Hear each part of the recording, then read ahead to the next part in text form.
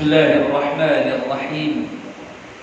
Assalamualaikum warahmatullahi wabarakatuh.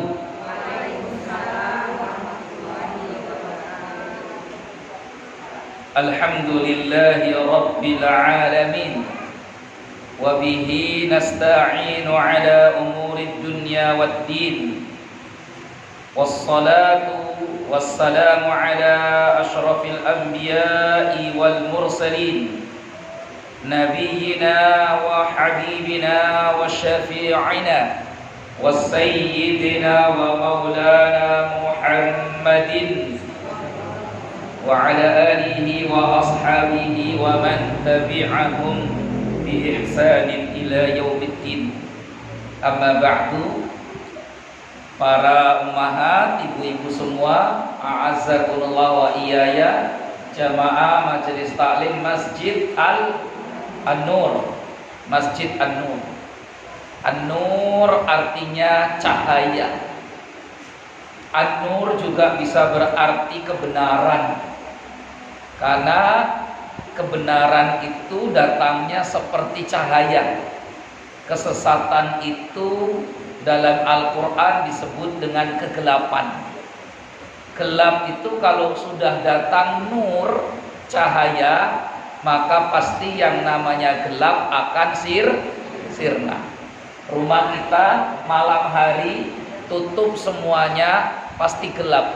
Tapi kalau sudah dihidupkan lampu, maka yang gelap jadi hilang, berubah menjadi cahaya. Ini Masjid An-Nur.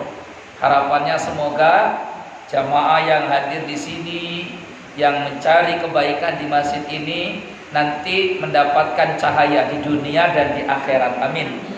Karena kita ini, ibu-ibu semua, hidup itu butuh cahaya di dunia apalagi di akhirat. Ya, kenapa di akhirat butuh cahaya? Nanti kita kaji. Kalau ibu buka Quran surat At-Tahrim, coba ibu buka Al-Quran surat At-Tahrim, juz 28 yang terakhir. Surat At-Tahrim juz 28 surat yang terakhir. Nah, yang bawa Quran ada? Dan ibu nggak bawa Quran. Bisa-bisa lagi kalau ngaji. Kayaknya kemarin saya bilang begitu ya. Kalau ngaji bawa Quran. Itu supaya nanti, atau di masjid ini ada Al-Quran enggak di sini? Ada. Nah, bisa. Nanti pengurusnya setiap pengajian nyiapkan mushaf Al-Quran. Supaya kita ini akrab dengan Al-Quran. Disiapkan saja beberapa di sini, Pak. Ya nanti ibu-ibunya ngajinya sambil buka-buka Al-Quran. Yang terjemahan ada enggak, Pak? Terjemahan sedikit ya? Oh gitu. Terjemahannya sedikit. Insyaallah nanti bulan depan lah insyaallah nanti kita coba mintakan Al-Quran terjemahan untuk masjid sini ya. Insyaallah. Jadi ibu nanti nggak perlu bawa Al-Quran lagi. Insyaallah bulan depan nanti kita adakan mushaf Al-Quran. Ya, itu. Ya 30-40 biji jadilah insyaallah ya. Insyaallah. Jadi kalau nggak ada terjemahannya bingung kita. Ibu orang Arab asli atau Arab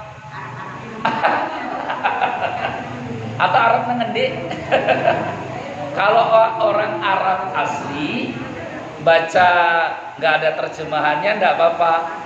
Tapi kalau kita ini nggak bisa bahasa Arab, ya membaca Al-Quran nanti kita nggak ngerti. Nah itu tapi di ayat terakhir surat At-Tahrim juz 28 terakhir, di sana nanti ada doanya wanita surga, istrinya Fir'aun. Namanya siapa? Asia. Istrinya Fir'aun bilang begini, Rabbana atmim lana nurana. Begitu enggak bunyinya? Halo, Ibu, ayatnya gini. Wa daraballahu, Allah membuat permisalan. Ya kan? wanita yang soleha, istri Fir'aun dan Siti mana ibu baca terjemahannya? Ini bu, ini mic-nya mic-nya. Silakan mic-nya. Baca terjemahannya silakan nih.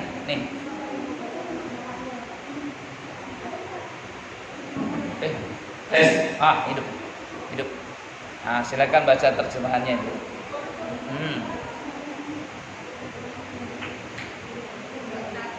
Wah, baca terjemahannya. Ayo. Itu tadi ayat yang sebelum terakhir. Allah buat permisalan wanita soleh, wanita mukmin. Wanita baik. Waalaikumsalam warahmatullahi wabarakatuh. Sungguh Allah telah mendengarkan ucapan itu ayat pertama. Surat apa itu? At-Tahrim. Itu surat apa ibu? Itu surat Al-Mujadilah tadi. Ayat terakhirnya, sebelum terakhir. Sudah?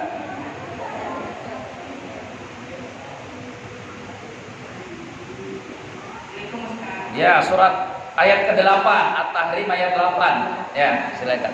Ayat 8 atau 11? Ayat 11 ya, 11. Ayat ya berapa ini? Sebentar saya cari dulu. Ayat 8. 8-nya. Hai orang-orang yang beriman. Wahai orang-orang yang beriman, bertaubatlah kepada Allah dengan taubat yang murni-murninya. Iya. Mudah-mudahan Tuhan kamu akan menghapus kesalahan-kesalahanmu dan memasukkan kamu ke dalam surga-surga yang mengalir di bawahnya sungai-sungai. Pada hari ketika Allah tidak mengecewakan Nabi dan orang-orang yang beriman bersama dengannya. Sedang cahaya mereka memancar di hadapan. Pelan-pelan. Sedang cahaya mereka nur ya. Lanjut. Sedang cahaya mereka memancar di hadapan dan di sebelahan kanan mereka. Jadi di akhirat nanti ada cahaya di kanan, ada cahaya di depan, ada cahaya. Tapi ada orang yang nggak punya cahaya.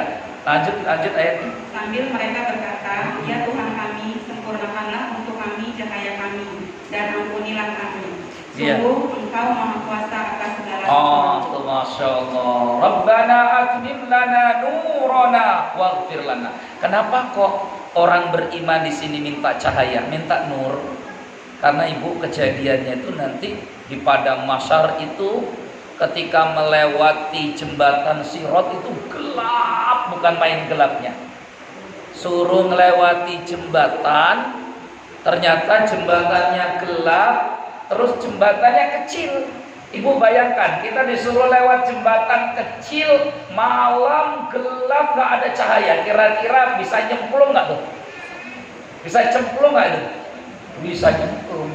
Wong yang ada cahayanya saja bisa kecemplung, apalagi gak ada. Maka di hari kiamat nanti ada orang yang cahayanya disempurnakan oleh Allah sehingga dia bisa lewat jembatan Sirat. Itulah calon penghuni surga. Moga-moga ibu saya semuanya disempurnakan nur cahayanya oleh Allah di hari kiamat nanti. Karena cahaya nur di hari kiamat itu sesuai amal perbuatan yang kita lakukan. Oke, itu pembukaan. Sekarang kita masuk mau ngaji. Tapi bawa Qur'annya tetap ya. Apa temanya? Belajar dari si wanita surga. Temanya belajar dari si wanita surga. Wanita surga itu banyak. Ada yang terkenal, ada yang tidak terkenal. Ada yang cantik, ada juga mohon maaf yang tidak cantik. Karena memang syarat masuk surga itu bukan terkenal, dan syarat masuk surga itu bukan cantik. Nah, di sini mana yang cantik aku? Ya, ini gadis-gadis semua saya pengajian ini, masya Allah. Gadis-gadis tahun berapa ini? Gadis-gadis tahun 70-an, tahun 80-an ya. Ibu-ibu semua. Baik, saya tanya dulu sebelum kita ngaji. Siapa yang ingin masuk surga sini? Pengen semua? Pengen semua? Sekarang kalau ibu pengen masuk surga, maka ibu harus kenal manusia surga. Saya mau tanya sama ibu, kira-kira perempuan mana yang dijamin oleh Rasulullah, atau wanita siapa orangnya yang dijamin oleh Allah dan Rasulnya pasti masuk surga? Sebutkan 4 minimal. Siapa wanita yang pasti masuk surga? 4 minimal. Ibu pengen masuk surga gak ibu? Enggak, saya tanya ibu pengen masuk surga gak? Ini enak kan di surga ya? Insya pastilah di surga mah pasti enak ya. Tapi menurut ibu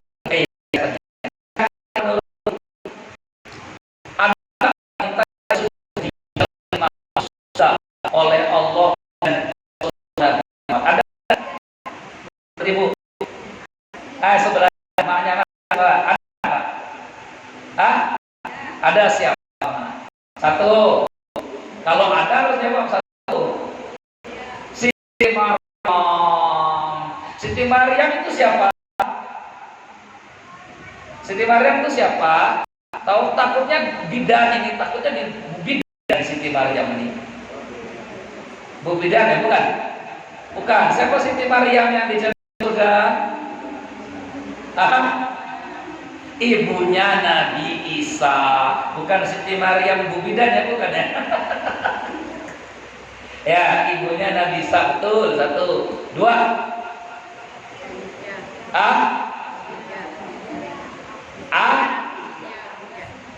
Siapa ibu? Siti Khadijah. Pasti masuk surga Siti Khadijah. Istri siapa? Rasulullah. Terkenal nggak tuh? Terkenal. Siapa lagi? 2, 3? 3 siapa ibu? Asia pasti masuk surga. Asia istrinya siapa? Istrinya Fir'aun. Asia itu istrinya Fir'aun. Fir'aun masuk surga atau neraka ibu? Saya tanya, Fir'aun itu masuk surga apa neraka?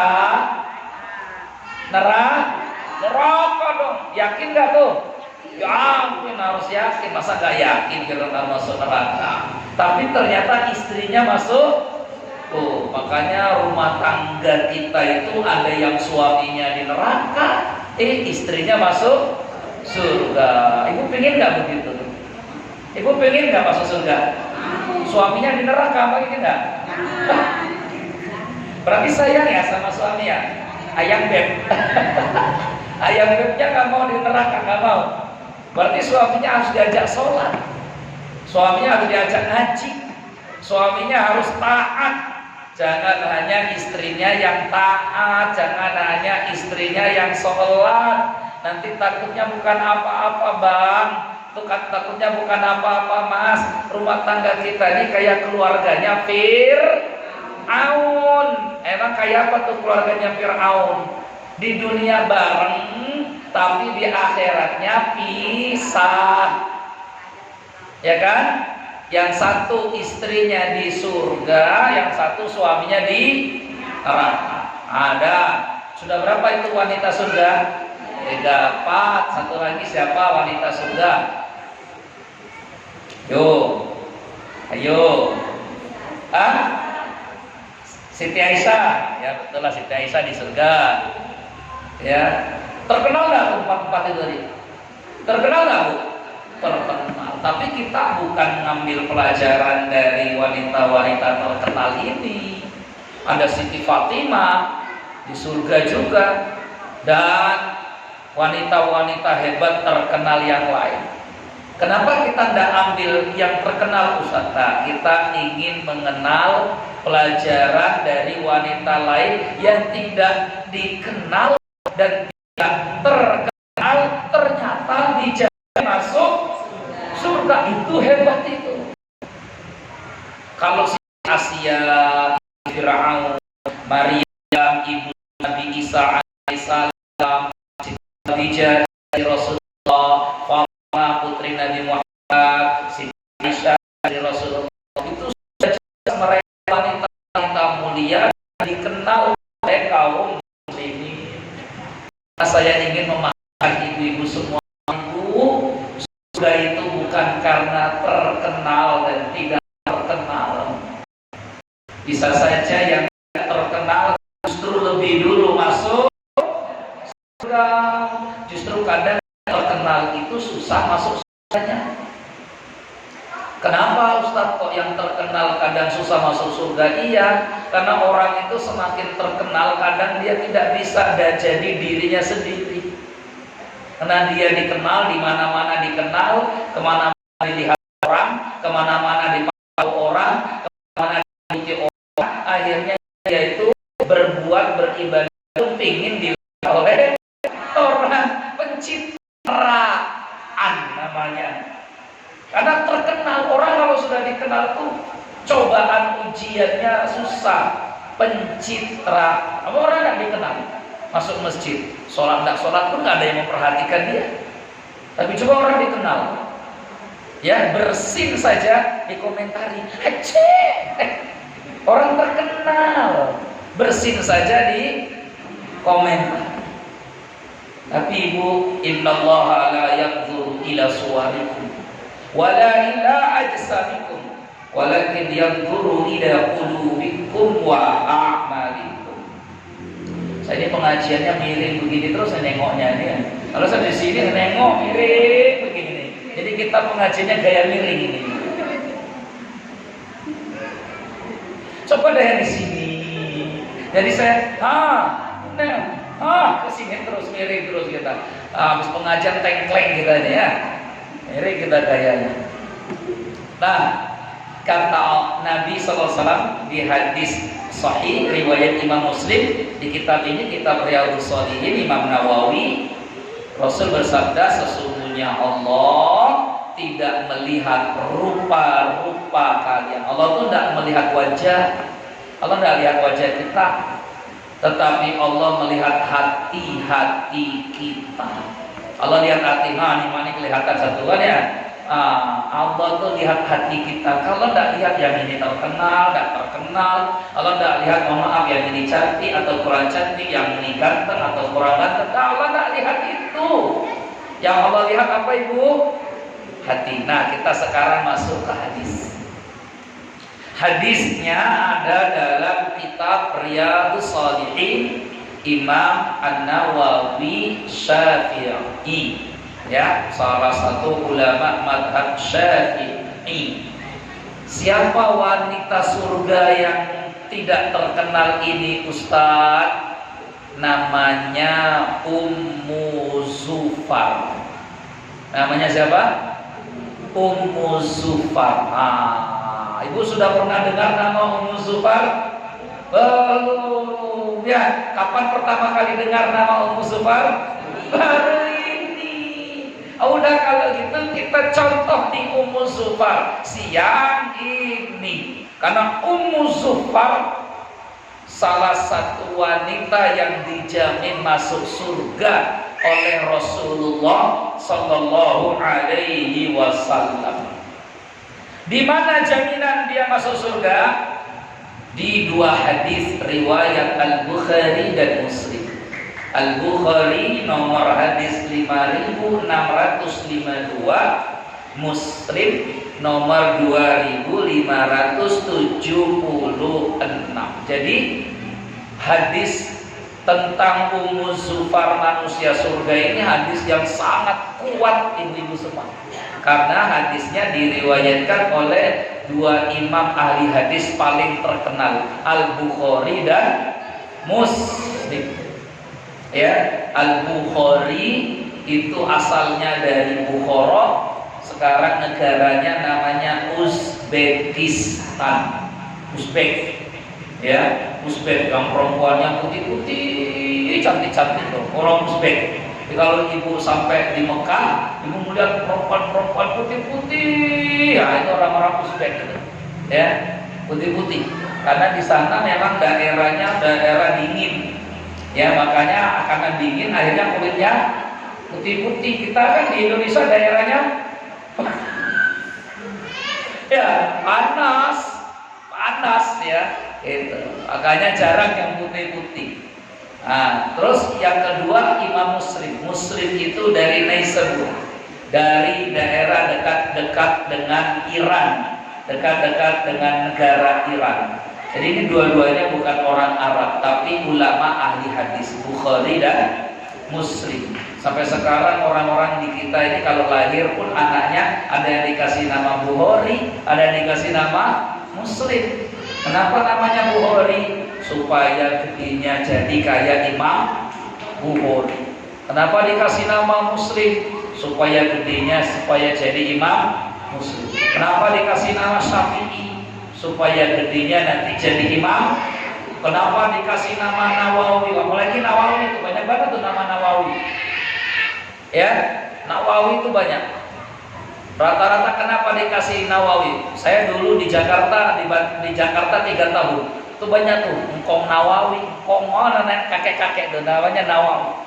Karena supaya jadi seperti Imam Nawawi yang nulis kitab ini. Itu ulama-ulama hebat luar biasa.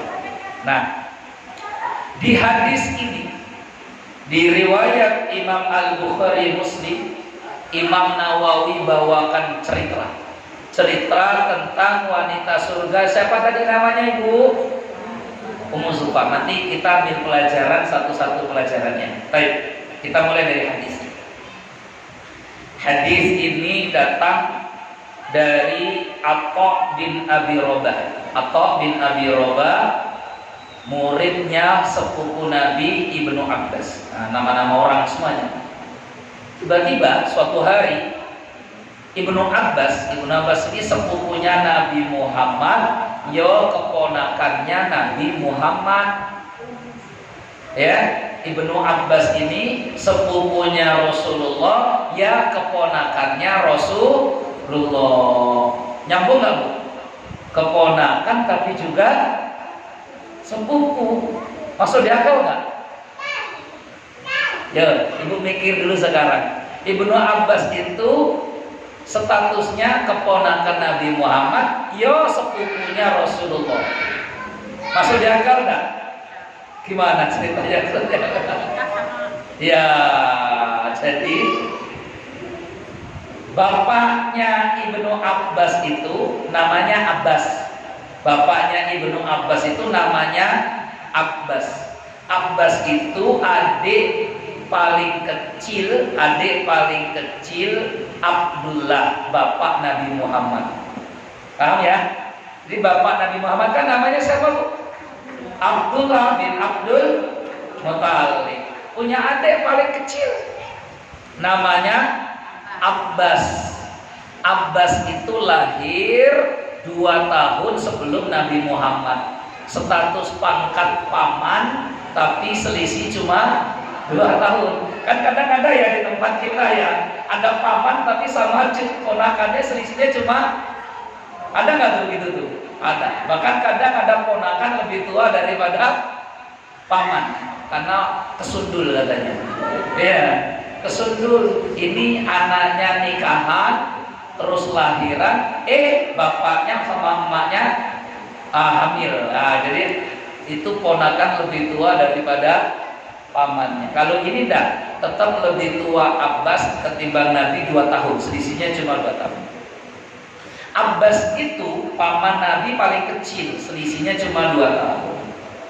Terus dia menikah, punya anak laki-laki, salah satunya bernama Ibnu Abbas.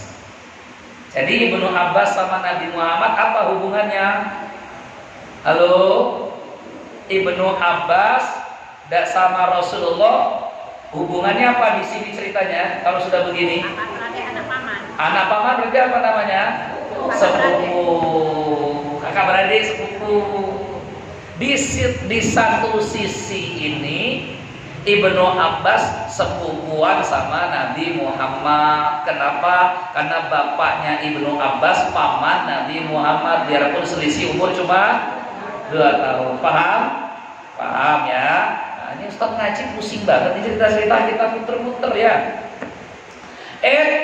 Tapi juga dia keponakan Nabi Muhammad. Kok bisa? Karena bibi dia, yaitu adik ibunya namanya Maimunah binti Haris, bibinya Ibnu Abbas, adik ibu kandung dia, menikah dengan Nabi Muhammad Sallallahu Alaihi Wasallam. Karena menikah, sekarang saya tanya ibu, ya kan, suaminya bibi kita itu siapa kita? Suaminya bibi kita itu siapa kita? Paman. Maka dari pihak ayah, Rasulullah itu sepupuan sama Ibnu Abbas. Tapi dari pihak ibu, Rasulullah itu paman, karena bibinya Ibnu Abbas nikah sama Nabi Muhammad. Oh, ceritanya begitu. Ya, makanya Ibnu Abbas ini sering kali menginap di rumah Rasulullah. Kok boleh menginap, Ustaz? Ya boleh. Dia nginap di rumah bibinya. Karena bibi seperti kita, ibu. Makanya Rasul mengatakan al-khaliqu bimanzilatil ummi, bibimu itu kedudukannya sama seperti ibumu. Rasulullah itu kan gak punya ibu, karena umur 6 tahun ibunya sudah meninggal. Bibi Nabi itulah yang jadi ibunya Rasulullah SAW. Itu ya. Nah, kita Ibnu Abbas kepada muridnya, ada ra'atan min ahlil jannah, wahai muridku, atau mau gak aku tunjukkan kepadamu seorang wanita yang sudah pasti dijamin masuk surga. Jadi Ibnu Abbas bilang kepadanya, apa mau tunjukkan kepadamu seorang perempuan yang sudah pasti dijamin masuk surga. Maka kata muridnya, guru mau banget. Kita ini mau kenalan sama wanita surga. Kenalan sama keluarganya Pak Gubernur, bahagia. Besok mau ke saya Pak, kita ada undangan di adanya Pak Gubernur. Pak Gubernurnya ikut. Padahal saya tanya, Pak Gubernur itu dan dijamin masuk surga atau belum? Terus kita besok diundang kemana? Diundang wali kota. Besok pengajian kita mau putus sama wali kota. Ikut enggak? Ikut. Kita pasti masuk surga. Orang yang belum pasti masuk saja kita seneng kalau putus bareng dekat sama mereka, karena bangga ketemu orang gede. Apalagi ada orang yang sudah pasti dijamin masuk surga. Bayangkan kalau ibu-ibu ini termasuk wanita yang dijamin masuk surga sama Nabi Muhammad. Misalkan, kira-kira siang ini ibu masih mau pengajian apa enggak? Ayo, tak tanya jujur. Kira-kira kalau ibu dijamin masuk surga, siang ini mau pengajian apa enggak? Ya, betul. Mas apa namanya, Mak? Siapa namanya ibu? Siti Suami. Siti Sastri. Umur berapa ibu? 49, 50 ya. Ibu Siti Lastri ini sudah masuk surga. Misal kata Muhammad, Ibu Siti Lastri sudah jauh pasti masuk surga. Kira-kira. Terus tiba-tiba ibu siapa namanya nih? Ibu Siti juga. Ibu Siti siapa nih? Siti Hana. Siti Hana ngajak Bu Siti Sulastri. Bu, bisa ikut pengajian enggak? Dari mana? Masjid An-Nur. Ngaji apa kita? Ngaji hadis. Aduh, gimana ya? Saya juga dijamin masuk surga masalahnya. Yang pengajian itu untuk orang-orang yang belum tentu masuk. Ya, dan coba bayangkan. Itu makanya kenapa kita ada yang dijamin masuk surga sekarang ini. Kenapa kita ini nggak ada yang dijamin masuk surga sekarang? Kita sedang berusaha supaya masuk surga, tapi belum dapat jaminan. Karena orang kita ini sekali dapat jaminan, besoknya jadi kalau sahabat itu ibu, sahabat itu kalau dijamin masuk surga, mungkin yang semangat, ya. Kalau kita dapat jaminan besok itu nyepelekan, ya. Ya, kita ini kalau dapat jaminan apa? Mepelekan. Makanya kita nggak ada jaminan masuk jaminan masuk surga. Ya, oke, lanjut. Jadi kata apa muridnya, mau nggak aku tunjukkan kamu satu orang wanita yang sudah pasti dijamin masuk surga? Mau? Kata muridnya, bala, tentu guru. Tunjukkan mana guru yang dijamin masuk surga itu. Qal Ibnu Abbas berkata, hadhil mar'atu sauda. Hadhil mar'atu sauda. Ibnu Abbas waktu itu sedang ada di Masjidil Haram. Perempuan ini yang namanya siapa tadi, Bu? Ummu Sufar. Bapak tak tanya terus sampai hafal itu tadi. Ummu Sufar ini sedang ada di dekat Ka'bah. Sedang ada di dekat Ka'bah. Ummu Sufar dalam riwayat dikatakan dia sedang ada di dekat Ka'bah. Terus Ibnu Abbas berkata, kenapa Ibnu Abbas ada? Karena Ibnu Abbas memang tinggal beliau ini imamnya Masjidil Haram, imamnya di Ka'bah. Dulu bisa sama di hari di situ. Kita lihat tadi katakan sama ayatnya tuh. Hadhil mar'atu sauda. Si perempuan yang di dekat Ka'bah yang kulitnya warna hitam seperti kulit perempuan Afrika. Masya Allah, coba lihat, ternyata wanita surga siang ini yang kita pelajari itu bukan yang kulitnya, bukan yang glowing, bukan yang glowing. Iya, mohon maaf, masuk surga bukan karena glowingnya kulit kita, bukan. Ya, biarpun kadang orang itu melihat, waduh kalau glowing ini, wah ini tidak glowing. Ini ternyata kulitnya apa, Bu? Hitam, khas seperti orang. Ibu pernah lihat orang Afrika? Afrika, yang di TV itu Afrika. Iya, putih kan ya? Iya. Saya tuh punya teman ya, punya dulu 4 bulan saya tinggal bareng sama orang Sudan, Afrika. Oh, orang Sudan. Wow, itu memang luar biasa. Ya, kulitnya ya begitu, memang betul-betul apa tuh? Hitam, kulitnya betul-betul hitam. Tapi orang Afrika itu kuat-kuat, fisiknya kuat. Ya. Dan mereka tuh punya budaya unik. Kalau kita ini kan punya kultur budaya yang beda ya sama orang Afrika. Jadi teman saya ini biasa tuh, mukul-mukul kepala saya itu biasa.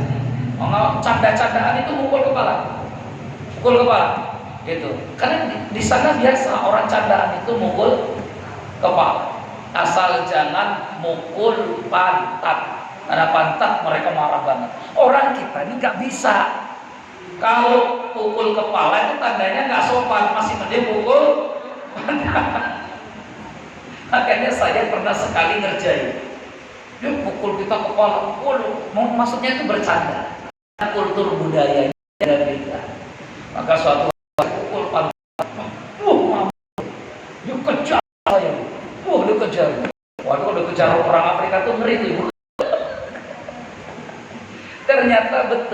Jadi bagi mereka itu yang penting jangan dipukul. Makanya kalau di Mekah itu kalau orang sedang tawaf di Masjidil di Ka'bah itu orang-orang Arab itu rata-rata kepala tuh ini, ya, sikir-sikir begini. Kenapa kepala? Karena bagi mereka tidak apa-apa, yang penting jangan dipukul. Betul pantatnya, ya dengan dipukul pantatnya. Tadi kita boleh lagi. Itu tadi budaya kultur ya. Kalau kita kan dipukul palanya marah. Wih, sembarangan pala. Udah diakekahin ini. Sudah dipitrahin ini. Sudah dipitrahin ini katanya ya. Itu orang kita. Itu namanya kultur budaya. Kalau kita neyeng kepala itu tandanya nggak sopan. Tapi kalau di sana biasa. Yang penting jangan mukul pantatnya. Nah kita balik lagi sini. Ini wanita sauda. Sauda itu artinya hitam. Ya, sauda artinya hitam. Kadang ada wanita kita dikasih nama sauda. Namanya siapa? Sauda. Sauda itu bahasa Arab artinya hitam. Ya, artinya hitam. Aswad. Kalau laki-laki namanya aswad, kalau perempuan namanya sauda. Ya. Hadhil mar'atus sauda.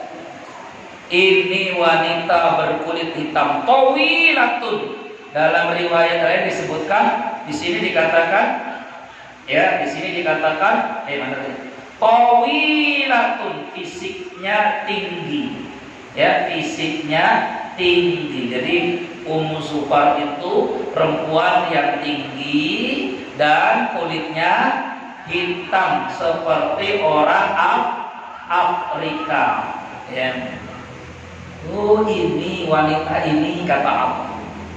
Kok dia bisa masuk surga? Gimana ceritanya kok dijamin masuk surga? Orangnya masih hidup, kakinya masih nginjak bumi, hari-hari masih jalan kemana-mana, tapi sudah dijamin pasti masuk surga. Siapa yang jamin? Nabi Muhammad. Kalau yang menjamin Nabi Muhammad itu pasti. Tapi kalau yang ustadz atau kiainya itu namanya membual. Ibu kalau ada pengajian, semua yang ikut ngaji insya Allah pasti masuk surga nanti. Pak Ustadz yang doakan. Wah, namanya mohon maaf bilang saja bual. Apa namanya? Karena ustadznya belum tentu masuk surga. Kiai belum tentu masuk surga. Kita ini, saya, ibu semua ini sedang berdoa banyak berusaha supaya bisa masuk surga. Karena ada pengajian itu di dekat tempat saya itu ada keyakinan murid-muridnya percaya banget. Ini kalau sudah meninggal didoakan sama Pak Kiainya, maka nanti pasti masuk di surga. Pasti di surga. Maka pengajiannya begitu doktrinnya. Kalau sebelum didoakan sama Kiainya belum bisa ke surga. Dan itu percaya betul murid-muridnya. Subhanallah. Saya tidak inginkan ibu itu punya keyakinan begitu, enggak. Karena bisa saja ibu lebih dulu masuk surga daripada saya. Bisa saja. Kita ini tidak ada yang tahu siapa yang terbaik di antara kita. Yang banyak umum ini bisa saja banyak salah, banyak dosanya. Yang diam-diam di sini bisa saja banyak amal. Ya, itu ya, tapi jangan diam-diam terus ngantuk. Ada. Nah, kita ini sama-sama ingin bisa masuk surga. Jadi jangan sampai nanti kalau ada yang begitu ibu lebih baik, kalau yang begitu cari pengajian tempat lain. Oh, kalau pengajian di sini nih usah didoakan sudah pasti nanti dapat ampunan masuk surga. Alhamdulillah. Ibu tinggalin cari pengajian yang lain. Ya. Karena tidak ada kita ini yang mengklaim ngaku bisa masuk surga langsung. Kita ini sedang doa, Allahumma inni as'aluka ridhoka wal jannah wa a'udzubika min sakhatika. Ya kecuali Nabi Muhammad, sahabat-sahabat yang dijamin masuk surga tadi itu, ya kan? Salah satunya Ummu Zufar. Terus ditanya apa sebabnya Ummu Zufar itu bisa divonis masuk surga. Nih jawabannya. Atatin Nabiyya sallallahu alaihi wasallam faqala, kata Ibnu Abbas, dahulu Ummu Sufar ini yang berkulit hitam ini, seperti orang Afrika ini, dia dulu datang menemui Nabi Muhammad sallallahu alaihi wasallam. Dulu waktu Nabi Muhammad masih hidup. Karena Nabi Muhammad sudah meninggal nih Ibu. Ibnu Abbas, waktu Nabi Muhammad meninggal dunia, umurnya Ibnu Abbas itu baru 13 tahun. Sementara di hadis ini Ibnu Abbas sudah punya murid dan sudah jadi imam di Masjidil Haram, berarti sudah dewasa. Berarti Nabi Muhammad sudah lama meninggal. Itu maksudnya ya. Karena waktu Nabi Muhammad meninggal, Ibnu Abbas umurnya baru 13 tahun. Baru 13 tahun. Nah, kita lagi. Dulu wanita ini pernah datang menemui Nabi Muhammad sallallahu alaihi wasallam. Terus perempuan ini bilang begini, "Ya Rasulullah, wahai Rasulullah, inni usra'u, saya punya penyakit ayan ya Rasulullah." Punya penyakit apa Bu? Ayan. Penyakit ayan, kata orang hari ini namanya epilepsi. Ada kita kalau sudah melihat orang kena penyakit ayan atau anak kena penyakit ayan itu kasihan. Saya dulu punya teman di pondok kena penyakit ayan. Orang yang kena penyakit ayan itu kan dia tidak boleh terlalu banyak pikiran, mikirnya berat, macam-macam. Itu karena cepat memicu sarafnya tegang dan nanti bisa kejang-kejang. Nah di pondok itu kan hari-hari menghafal, hafal Quran, hafal hadis, dapat tugas macam-macam. Jadi tegang terus. Jadi sering sekali kena ayan, epilepsi. Dan kalau sudah kena ayan itu satu kamar itu teman-temannya sudah sibuk. Karena berbusa-busa kan mulutnya. Yang penting gimana supaya lidahnya tidak tergigit gitu. Jadi udah di pondok itu udah kayak keluarga saja. Karena kalau ayan itu nggak mungkin orang tuanya datang ke pondok untuk ini. Sudah teman-temannya yang satu kamar itu yang nemani. Ya. Itu ujian betul orang yang kena penyakit epilepsi. Nah, Ummu Sufar ini kena penyakit epilepsi. Orang yang epilepsi itu penyakit kutukan. Tapi epilepsi itu penyakit saraf. Tapi juga bisa diakibatkan oleh pengaruh jin dan setan. Ada. Jadi ada kejang itu karena saraf, ada kejang itu karena pengaruh jin dan setan. Karena saya pernah punya pasien kesurupan, itu namanya Miss. Saya manggilnya Kak Miss ya. Nah, usianya waktu itu 25-26 tahun. Masih muda, anaknya 2. Itu awalnya enggak pernah epilepsi, enggak pernah, sehat dari kecil, SD, SMP, SMA, sekolah semuanya sehat, enggak pernah epilepsi. Sampai kemudian dia menolak ya cinta seorang laki-laki.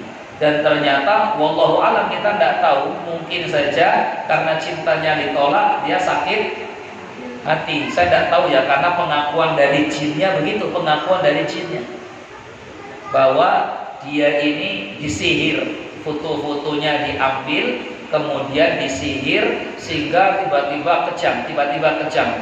Orang tuanya sampai bingung. Ini anak saya nggak pernah riwayat kejang, tapi ketika umur 23-24 kejang. Kalau penyakit itu epilepsi ayan itu biasanya dari kecil, bukan dari usia 20 tahun ke atas. Maka kita ruqyah, dan subhanallah setelah diruqyah itu masya Allah ya langsung bereaksi jinnya. Alhamdulillah sekarang ya, semoga saya sudah lama tidak ketemu Ya sana karena saya juga sudah lama meninggalkan dunia perruqiyahan, yang juga nggak meruqyah itu semoga saja sudah karena sudah berubah ya. Tadinya dia kemana-mana pakaiannya you can see, kalau pergi ya namanya anak gadis ya muda cantik lagi kan itu ya, pengen juga pakaiannya kelihatan. Kadang cuma mohon maaf pakai celana pendek yang pahanya kelihatan, nanti begini pakaiannya begitulah ya. Dan masya Allah setelah kejadian sering kali kesurupan ayam itu sedikit demi sedikit merubah cara beragamanya, dan sampai jilbabnya besar, rajin sholatnya.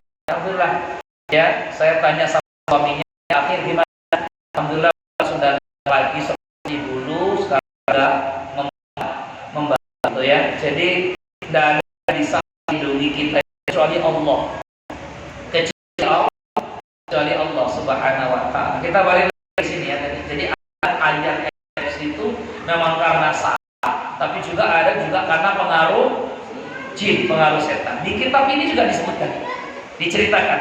Ini ceritanya gini, nanti agak panjang ini ceritanya ya, tapi nanti ceritanya di lembar berikutnya di halaman 88 tentang kisah orang yang epilepsi ternyata bukan medis, bukan karena penyakit medis, tapi karena gangguan jin ya, sampai dibiru ya oleh seorang sampai keluar jinnya dan bersih dari penyakit epilepsinya, kejang. Ummu Zufar kena penyakit epilepsi kejang. Wa inni atakasyafu, dan aku ya Rasulullah auratku kalau kambuh kejang-kejang sering terlihat terbuka. Maksudnya itu kan kadang mungkin jilbabnya terlepas, kadang mungkin mohon maaf betisnya kebuka, kan itu aurat itu. Ummu Zufar ini dia pikirkan, aduh saya kalau ayam kambuh, saya ini kan nggak sadar. Kalau nggak sadar, terlepas jilbabnya, rambutnya kelihatan, betisnya nampak, malu.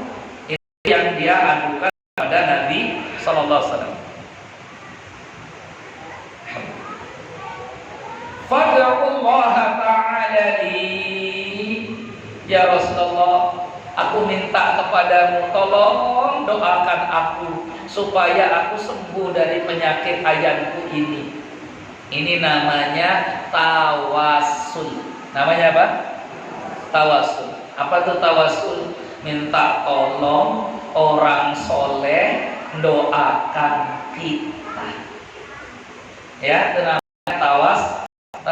Doa supaya disembuhkan penyakitku. Doa Nabi Muhammad itu pasti mustajab, pasti mustajab. Doa Nabi itu pasti mustajab. Ya, karena Allah doa dikabulkan oleh Allah Subhanahu wa Ta'ala. Beda doa kita. Doa dari kemarin-kemarin sampai keluar bibir ini nggak dikabulkan sampai sekarang. Belum bukan tidak, belum juga dikabulkan sampai sekarang ya Allah. Itu ya. Berarti ada yang salah sama kita. Nabi Muhammad kenapa langsung dikabulkan? Karena hubungan dekat dengan Allah bagus. Kita kenapa Ustaz kok lama banget susah dikabulkan? Karena kita ini jarang-jarang menghubungi Allah, pas ada maunya aja baru menghubungi Allah. Itu kayak tetangga gak pernah mampir ke rumah, tahu-tahu mampir mau ngutang. Kira-kira itu kasih gak? Ini orang hari-hari gak ada ngobrol sama kita, tahu-tahu datang ke rumah mau ngutang. Gimana coba perasaan Allah? Hari-hari harusnya kita minta. Pas sehat kita minta, pas kaya kita minta, pas lapang kita minta, pas senang kita minta. Ini orang pas sehat rajin sholat, pas kaya rajin sholat, pas senang rajin sholat, kan gitu kan ya.